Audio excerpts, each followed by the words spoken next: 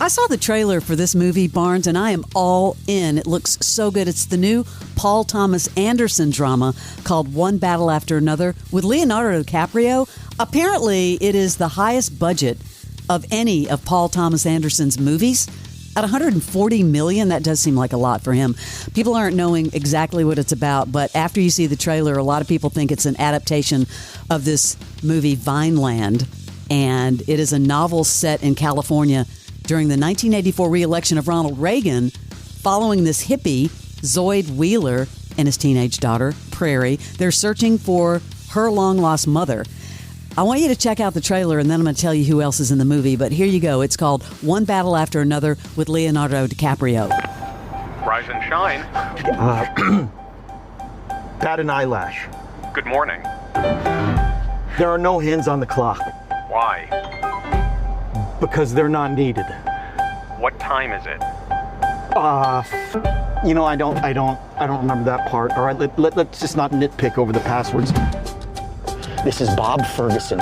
I was a part of the French 75. You know, you are so unsuitable for my daughter. My child comes from a whole line of revolutionaries. And you look so lost. What are you gonna do about this baby? You know what freedom is? What? No fear. Go. Damn it! Viva la revolution! Pretty intense, right? Also starring, Yeah. Are you ready for this cast? Sean Penn, Benicio del Toro, Regina Hall, Teyana Taylor, and Alana Haim from the band Haim, because she's been in a lot of movies. And, of course, Radiohead's Johnny Greenwood set to score the film. He's done a lot of movies for Paul Thomas Anderson. It looks really intriguing. Yeah, a lot of great ingredients there. Let's see if the cake bakes. Oh, Barnes, let's see if the cake bakes. No, I'm just saying it's a lot of good pieces all coming together. Here we go. A Yellowstone spinoff series in development at CBS. Yeah, another Taylor Sheridan spinoff with Luke Grimes. Now, of course, you know he played Casey on Yellowstone. The potential series has been in the works for over a year, I guess exploring his background as a Navy SEAL. I think that would do well. Man, everybody is getting in Yellowstoneizing their movies. That one that we had on the streaming picks yesterday looks good. What's it called? Was it Ransom? With Josh Duhamel? Josh Duhamel, yeah. Kevin Costner saying why he doesn't want his family to watch Yellowstone due to its mature content. I would think his kids would be big enough, though, right? Yeah, how old are his kids? I know, and he's saying it's maybe a little bit too edgy. He doesn't want his kids to watch. Of course, it wasn't a good ending for Kevin Costner. But have you heard the other Kevin Costner news? No. The rumor that maybe he's pursuing Demi Moore? Didn't we hear that like a while back? Yeah. They were at Cannes? There is sources claim that Costner has been flirting with her for months. Okay, yeah. Seeing himself as a potential distraction from her disappointment. I like that couple alert. See, I listened to your Sleaze. I recalled that you'd mentioned months ago. And here's another full-on couple alert. You like Shailene Woodley, right? Shailene Woodley, yeah, absolutely. You know, she's dating Lucas Bravo. You know who that is, Barnes? No, Lucas Bravo? Gabriel from Emily in Paris. Oh, well, no wonder. I don't know. They are hot and heavy. There's photos of them all up and down the street in Paris. He's the one that kind of trash-talked Emily in Paris. Oh, right. Well, she's going from one trash talker to the other. She goes from Aaron Rodgers to another trash talker. Well, he's kind of, and he's the hot one on that show. But some excellent news. She has been signed on to appear in a recurring cast for season 2 of Paradise. Now, they haven't said when Paradise is coming back, but you and I love that show. Well, hold on. You did. I bailed after the second episode. You never told me that. I loved that. I was so in. That is such a bingeable show. Well, they're about to restart it in its whole rollout, which is interesting. It got so much buzz. I believe April 7th, they're going to start rolling it out like it's new again. Yeah, on ABC. Oh, on ABC this time. Yeah, it says in the meantime, the first season is April 7th on ABC. Okay, I saw that. And everyone loves Sterling K. Brown. I love that show so much. He's the same dude in everything. And I just struggled with it in that I loved the first episode. And then once it started going, I don't want to say what they did, but once they did that big thing, I lost interest. To me, that's what made it so... I know. No spoilers here, but I really loved it. I suck. I'm sorry. Let's talk about another movie trailer. This is Josh Hartnett's Fight or Flight. Oh, this is another one of those full-on airplane movies. The movie features Josh as a mercenary facing a daunting task of protecting a target on a plane while fending off numerous assassins. Sounds kind of like a few other movies, but here's the trailer. And what's scary is this trailer could be a news story on any given day. Lately. What am I doing here, Catherine? We're tracking a high-value target. The ghost is a black hat terrorist. Deliver the mark to us alive, you get your life back. We have a big problem. There isn't a country in the Western Hemisphere that doesn't have a bounty on the ghost's head. Are you telling me that plane is full of killers? Who hired you? You're not even sober.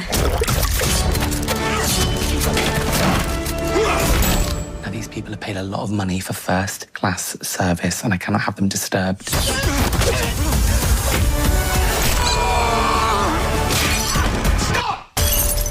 Someone's put a hit on him. What the? The security of millions is at stake.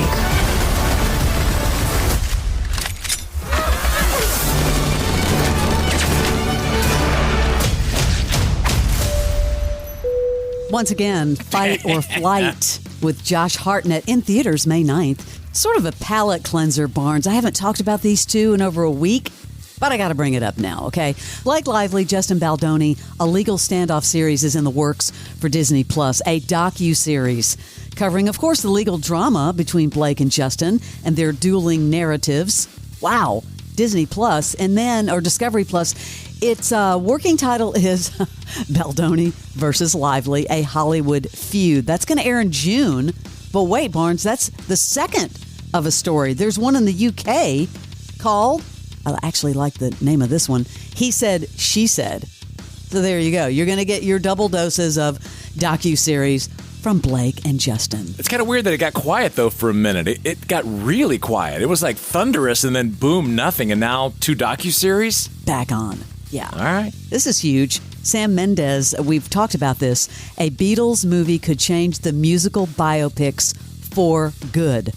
Now, what I'm talking about, yeah, not only the story of the Beatles, but he's going to do 4 individual biopics on each Beatle all at once. They're coming out all at once.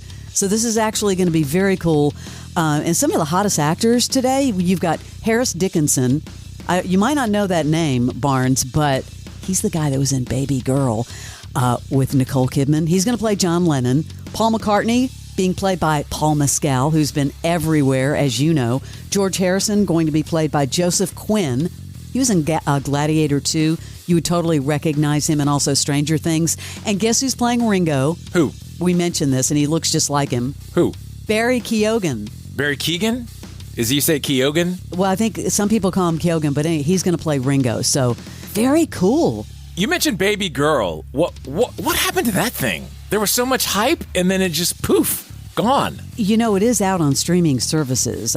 It is? Yeah. Okay. I think, though, because I have On Demand on Apple TV, where, you know, like right now I could pay $20 to see A Complete Unknown, but Baby Girl is on there as well, and you have to pay. And sometimes they start at $20 and then they go down to $10. I buy movies all the time. No thanks. And that stupid Holland thing she did has really turned me off of her for a minute. I need a palate cleanser. I absolutely love Nicole Kidman. That one's really not getting great reviews. No. So we always talk about Larry David and how funny Larry David is, but I just saw this and thought, well, maybe this explains why he's so strange. She wrote a letter to the psychiatrist who had a column in the New York Post, Dr. Franzblau. She wrote a letter to Dr. Franzblau, and I read it because she used to talk about Dr. Franzblau. Yeah. So I would read the column, and I recognized that this was my mother writing to the psychiatrist. What was my mother? I know it. What was she saying? She's saying that my son, he's 12 years old, he hates people. He hates people. He's morose. Yeah. He's taciturn. And what really gave it away, he doesn't trick or treat. He doesn't go out trick or treating. That's me. I didn't trick or treat. I knew it was me. I 100% believe that's a real story. Yeah, and that's why he never trick or treat. He was a strange kid. That's hysterical. That's your celebrity sleaze. This is the original 99X. The Sean Ryan Show Peak Points. Get timeless inspiration from the very best of The Sean Ryan Show. What do you think of working with the SEALs? We went out every night going after bad guys. I was humbled. There was no going back home. I would be in another room crying because I was afraid to go to sleep because of what was coming for me in the middle of the night. How long did it take you to be able to talk about it? A long time. But I realized my experiences may help other people too. The men like yourself are considered legends in the community. You're right. The Sean Ryan Show Peak Points. Follow and listen on your favorite platform.